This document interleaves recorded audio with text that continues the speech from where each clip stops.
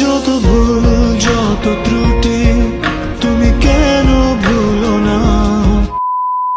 বন্ধুরা, দীর্ঘ অপেক্ষার পরে রাকিব হোসাইন হলো সন্তানের বাবা এবং নুসরাত জাহান অন্তরা হলো সন্তানের মা।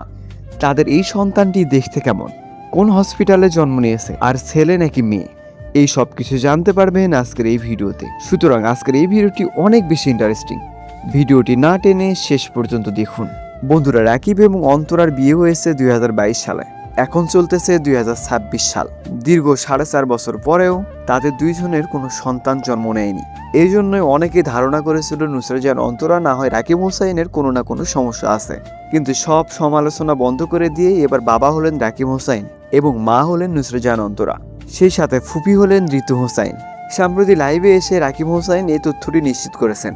তার ছেলের আকিকা কবে, দেখতে কেমন এবং নাম কি রাখবে, আর এই ছেলেটি কার মতো হয়েছে, রাকিব হোসাইনের মতো নাকি নুসরাত জাহান অন্তরার মতো। বন্ধুরা, এই সব কিছু জানতে হলে আমাদের এই ভিডিওতে লাইক দিয়ে চ্যানেলটি সাবস্ক্রাইব করে রাখবেন, কারণ এই চ্যানেলে পাবেন আপনারা রাকিব হোসাইন সম্পর্কিত যাবতীয় আপডেট।